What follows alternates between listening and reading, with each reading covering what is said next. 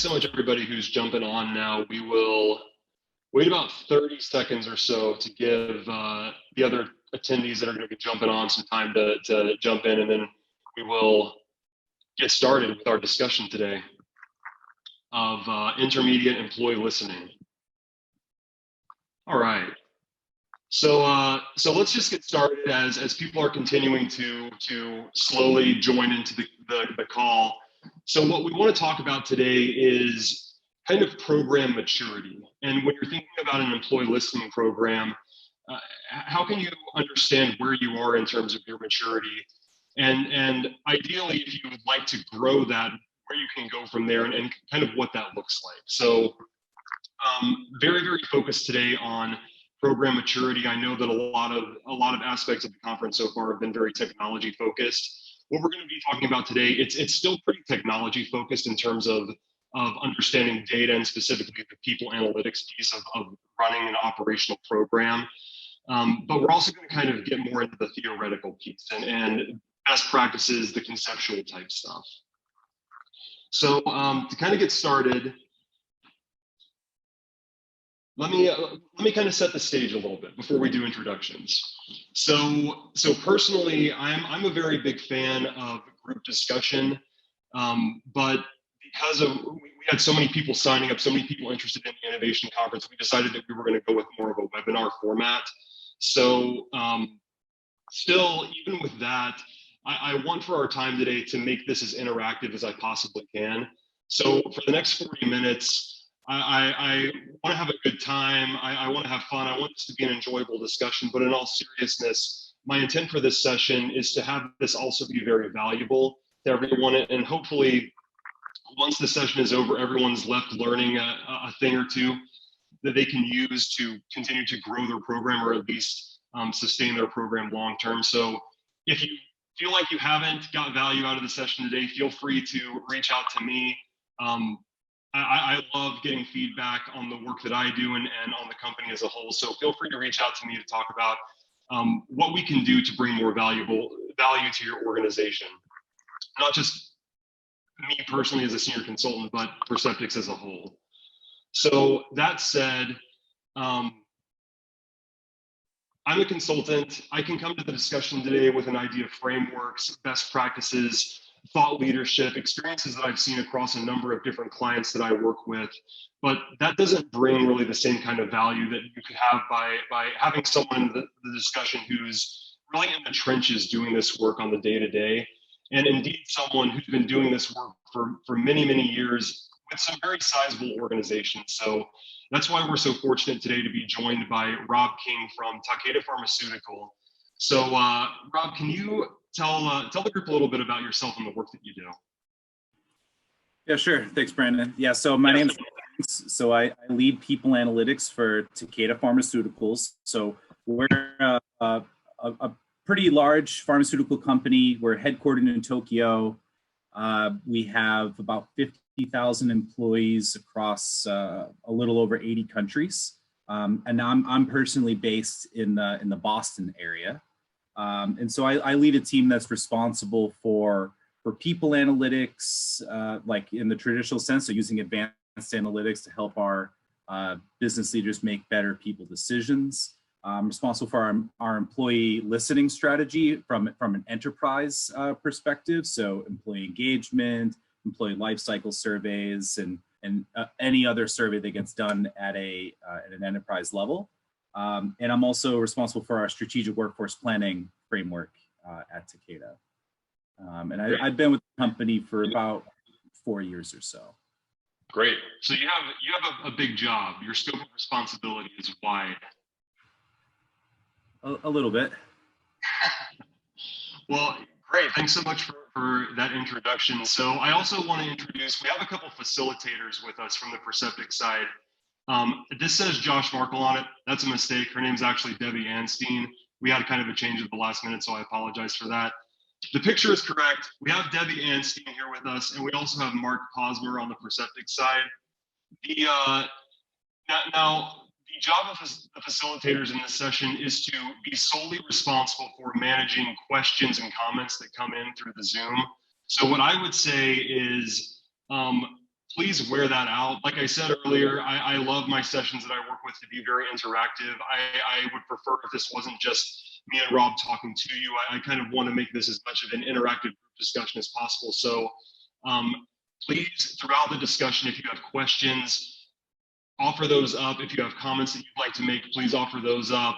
But yeah, to kind of get us started, I wanted to pose this question to everybody.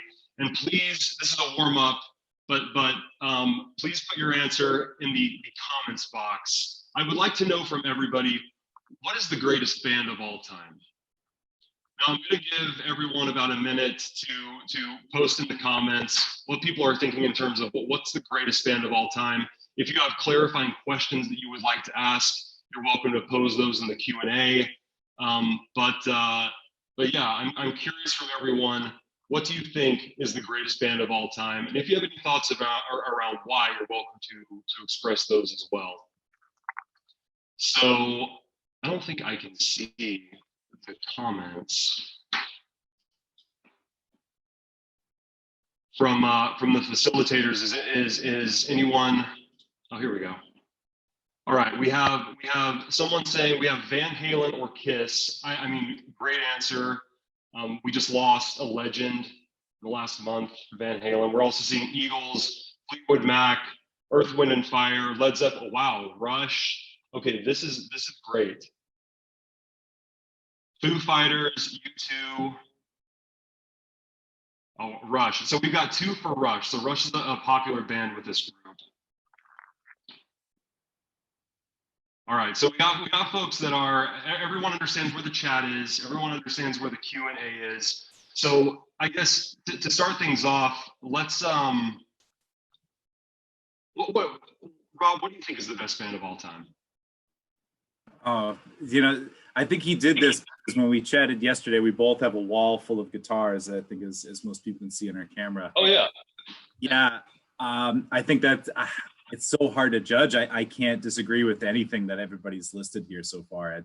You know, as a musician, I'm pretty open to everything. Yeah, I'm gonna defer. I'm gonna do the 5th. Sure. All right. What about we have our facilitators, Mark and Debbie. I think Mark, you said Rush, right? And Debbie says I think Debbie put it in the chat. The Eagles. All right. So now that everyone's familiar with the chat, let's get into the good stuff. So talking about program maturity today, again, we're going to really focus on kind of an intermediate level program. So looking at this model here, there's a few things that I should say, I put this together based on the knowledge that I have around people analytics programs. As we're going through the discussion today, I'm curious, Rob, from your perspective, as you're looking at these levels, what you think about it, if this looks accurate, if there's anything that you would change, update around the way that you think about people analytics and the work that you do. But just kind of going through to start here, these intermediate levels. So if we're looking at level 1, we think of this as a crawl, walk, run approach. If anyone has gone through the people analytics sessions so far, the innovation jams that we've had as a part of the innovation conference, you've heard them kind of talk about this crawl, walk, run approach to employee listening, and specifically around people analytics. So when we're looking at the maturity of an organization, you can think of it as kind of existing at multiple levels. And there's also dimensionality to this, which is why I've kind of emphasized that within a people analytics program, there's an important ethics piece, there's an important accountability piece, implementation, governance of data and programs, and then strategy, and ensuring that what you're doing is an essential part of getting the business where it needs to go, meeting business goals overall. So kind of looking at an example of what a very, an organization that's nascent beginning stages would be.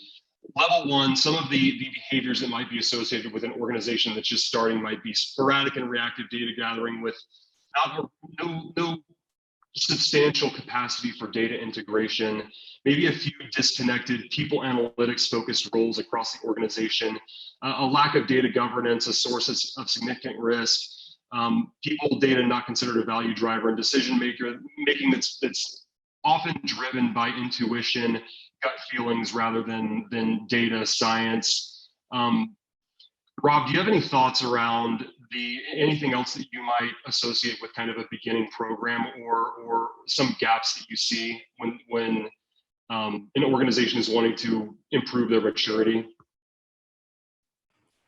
So as far as like what a level 1 organization would look like? Yeah, any examples that you can think of?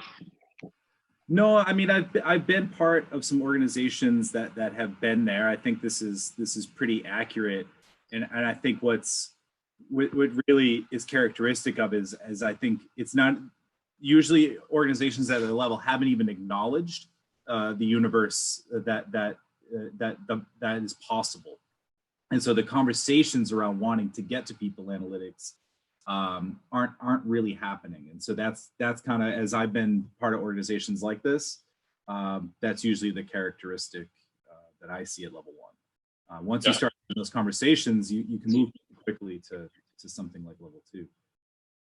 Yeah, great. And then even so I for this first slide I kind of wanted to focus on the extremes. So that's level 1, but looking at level 5, some of the more advanced things that you might see with a highly sophisticated program might be use of things like advanced AI supported tools and technology to collect, integrate, and analyze people experience data.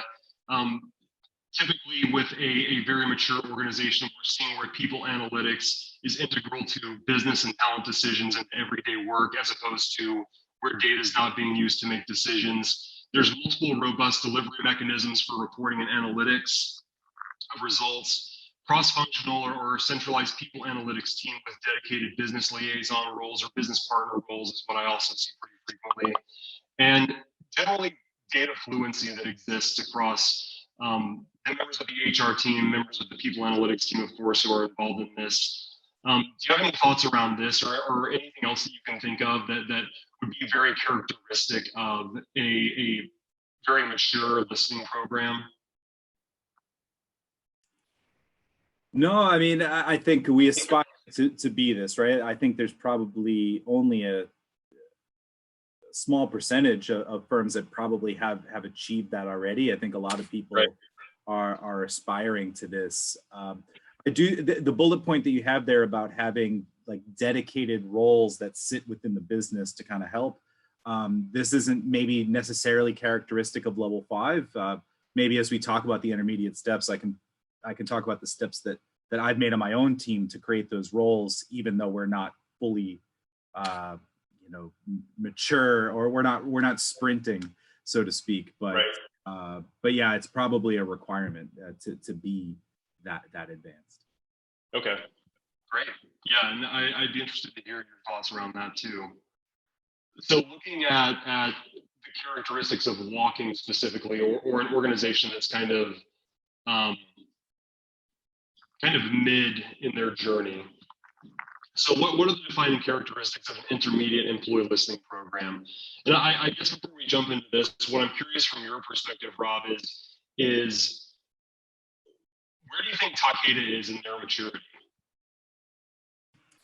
So it's an interesting question, because Takeda's in the, we're about almost 2 years into a very large M&A, where Shire acquired a similar sized company in Shire, where I think independently both companies were more mature individually. But whenever you bring two large companies together, you have to take a step back to figure out how to marry the cultures, marry the processes, the data, and so forth. So we've probably taken a step back, but at the same time, we know what's ahead of us. So some of the things that you mentioned around strong data governance and data councils, we're already putting in place.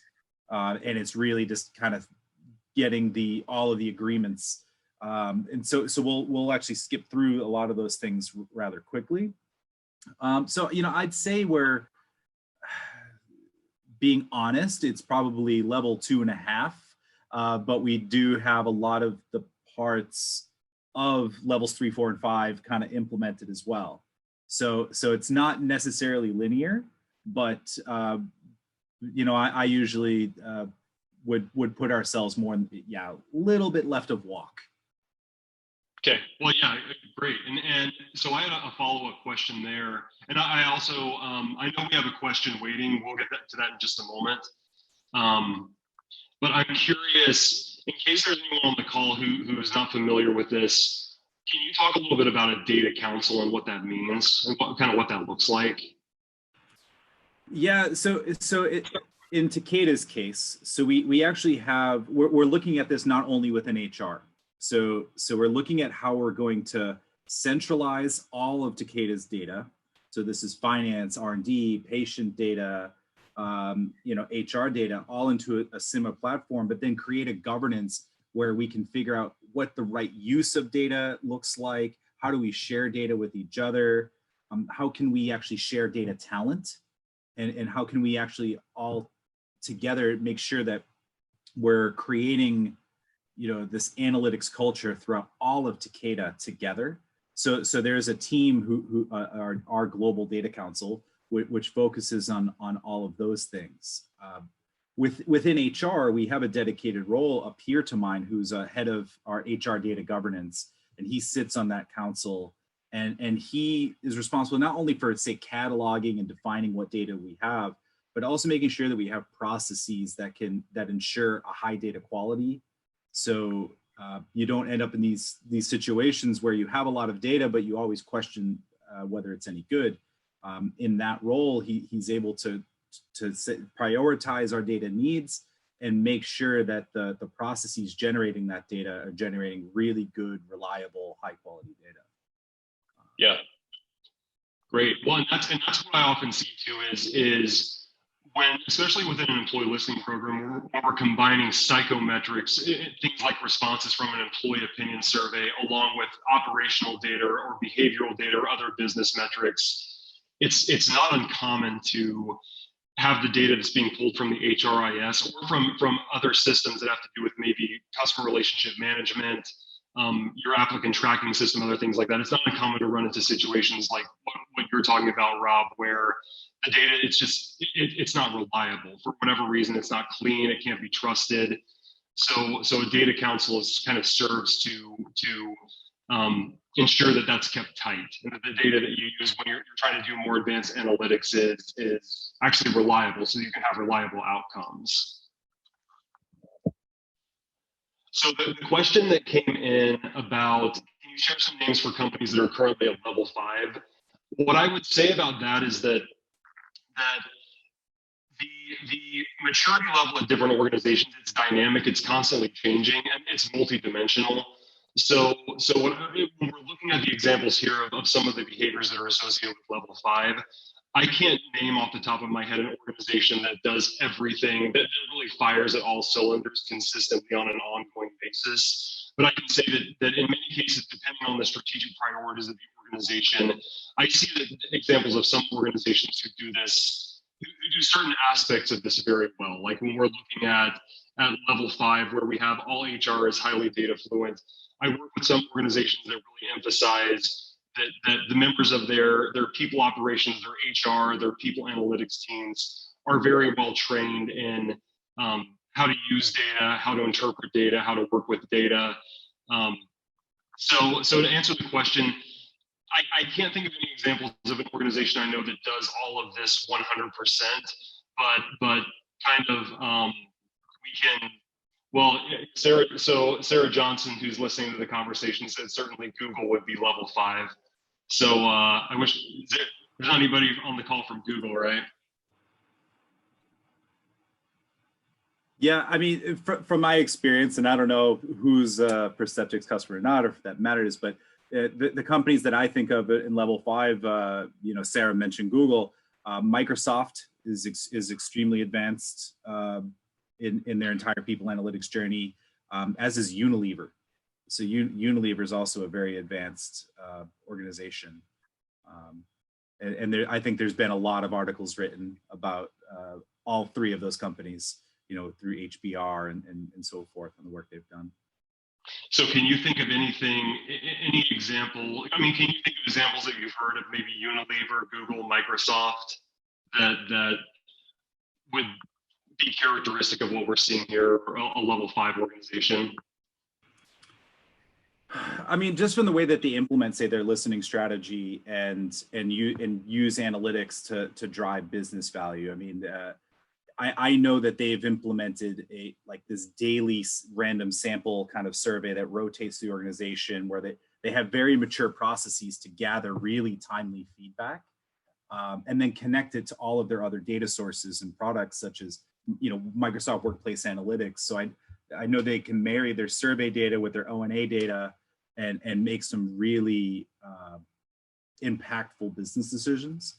So yeah, I've always been really impressed with the work that comes out of Microsoft. Yeah, and just kind of to add to that, Sarah also mentioned in the chat that Google has publicly mentioned that they are pretty outspoken that they don't make decisions about people that are not data based. So that kind of goes to what we see in level 1 here, where rather than decision making being based on intuition, gut feelings, experience, precedents, it's actually the complete opposite of that, which is things being completely data based. So on that topic, I'm curious from your perspective, when we talk about moving from a mid-level of maturity to the next level. So thinking about even moving from the level that Takeda is at right now, let's say you want to move up a rung or two in terms of your maturity. How would you think about doing that? What steps might you take to go about that? So I think with us, it's a matter of time. But what I can say, like the seat at the table, I think this is a topic that comes up quite a bit when people talk about people analytics and the struggles that a lot of teams have, where they feel like the business comes to them just for confirmation bias purposes only, right? They just want to know, hey, I'm making a decision, give me some data that justifies my decision.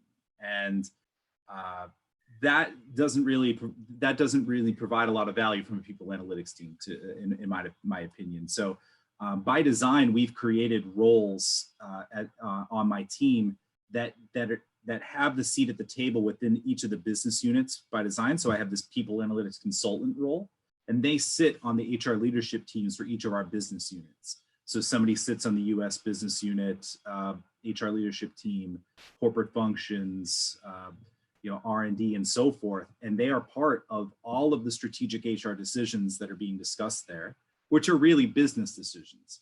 So by embedding them early, and just directly on those teams, they have equal weight, say with talent acquisition, with talent management and so forth. And they can help drive, the business's agenda by helping them make better decisions and providing them timely analytics and tools and so forth. So I think that's a really important, I know you had that in level 5, but we're trying to build that in up front so that we are answering the right questions at the right time. And those people, as it ties into listening strategy, so we have a dedicated role to owning our listening strategy within the team, but they partner very closely with the consultants so that anything coming from the business units, we can, as a COEI, can provide our deep expertise and platforms and knowledge directly to those teams. Great. So do you think when you're looking at certain, let's say, what are the major prerequisites that are required in order to move up to the next level of maturity? And is there certain aspects that have to always move together, or can it kind of be variable where one dimension of the program is less mature, where another one is a little bit more mature? Do you have any thoughts around that? Yeah, I think we had discussed this yesterday, where maturity models are great when you're trying to make the business case for certain investments across your people analytics function and telling business leaders where you are.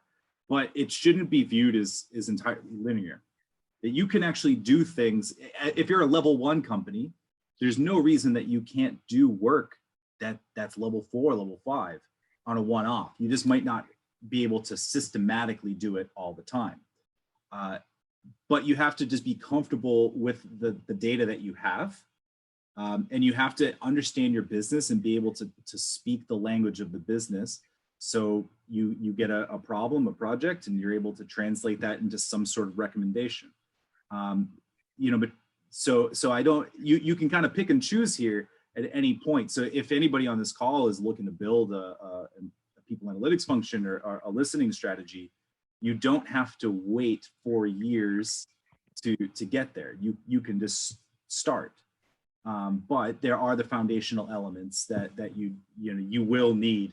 You can never be incredibly mature if you don't have a solid foundation with your data and easy access to that data.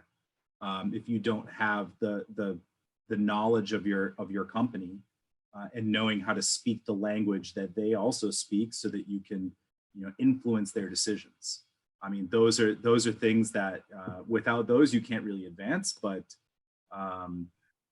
yeah, I mean, I don't necessarily subscribe to a completely linear path through this. Yeah, and kind of when we were talking about this yesterday, I agree that it's the maturity model. It can be a way of visualizing this, but it's not necessarily a path that you must follow. And kind of on that question, I'm curious.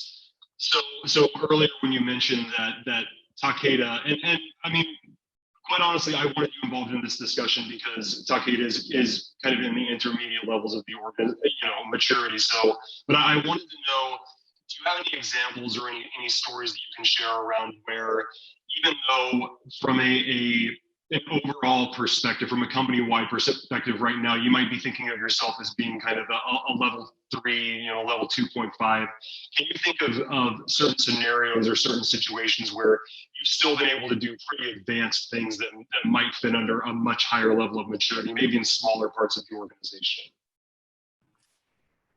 From just overall people analytics, or from a listening perspective? Let's start with from a listening perspective.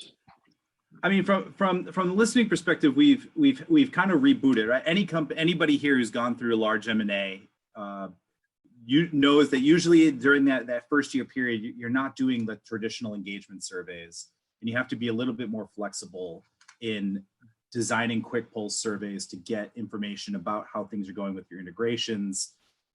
Typically the traditional engagement questions will come back very skewed towards the negative, and they're not really as actionable. So I think what we've really succeeded at in the last year and a half, 2 years is developing surveys and techniques to get the right information at the right time. So we've implemented all of these integration surveys. We've supported different business units during their actual reorganizations and transformations during this period to get very targeted feedback.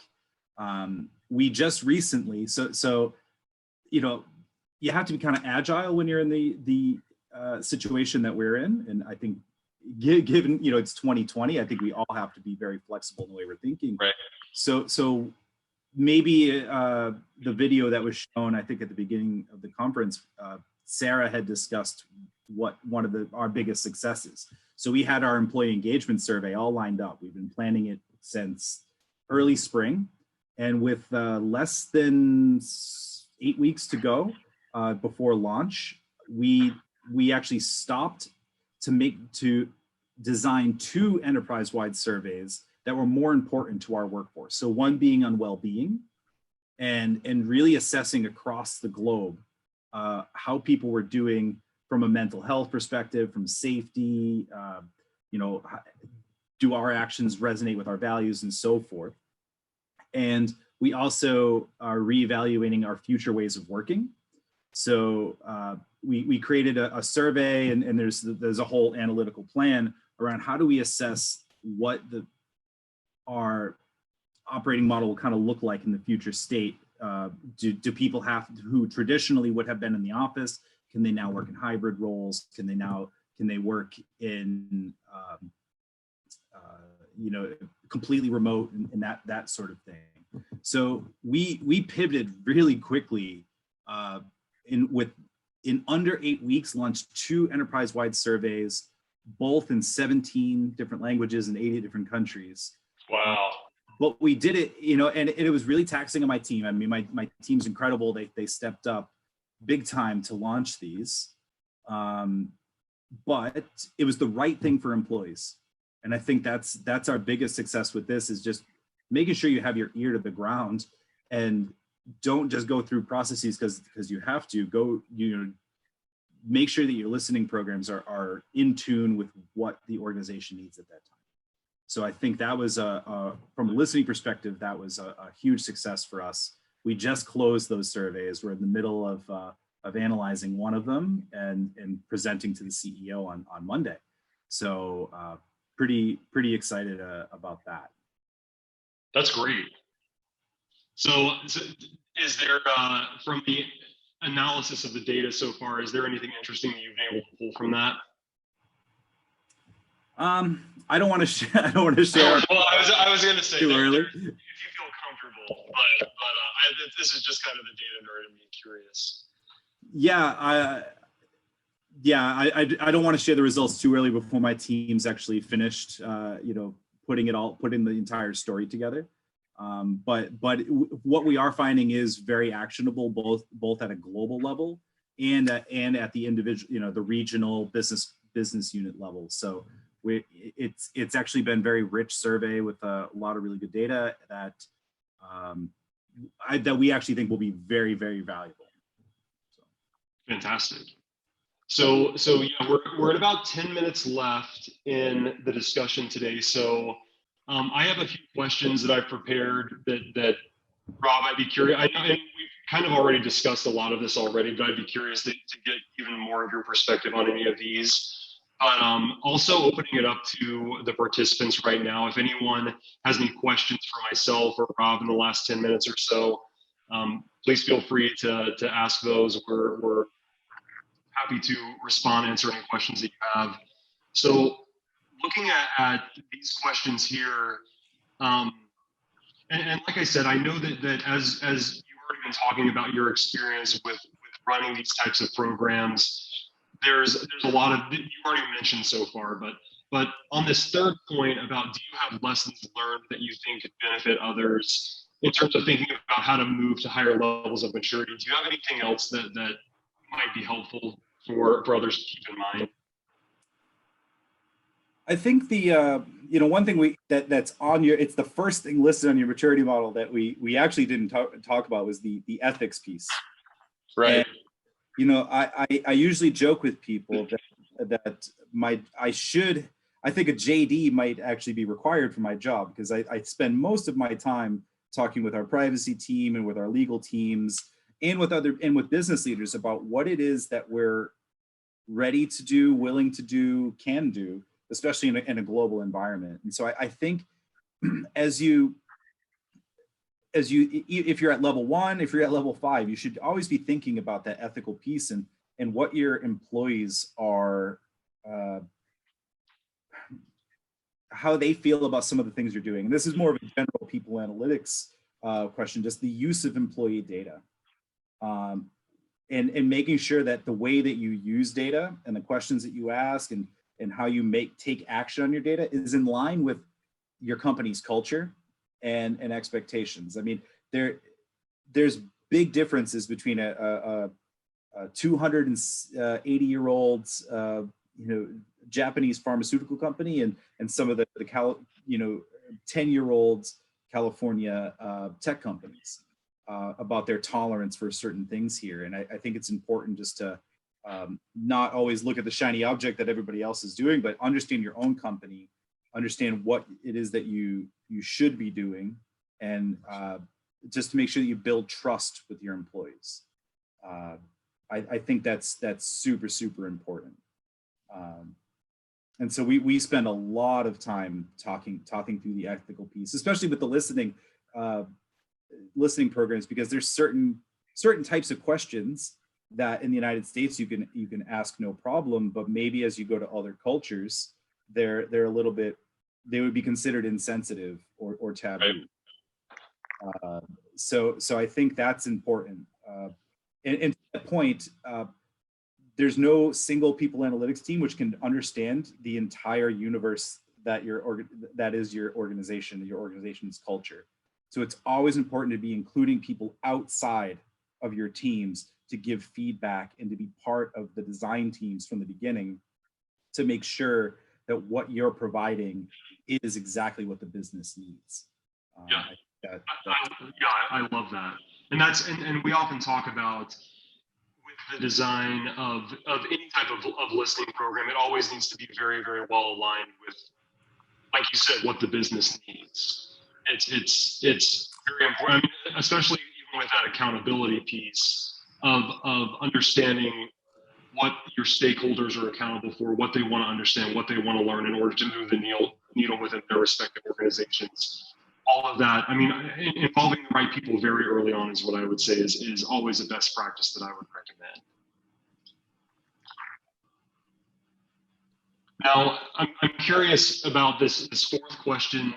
How did you pull others from your organization along with you? Did you experience, as you've been advancing your program, situations where you kind of had to sell people or generate buy-in or teach others what you're doing? Can you speak to any of that?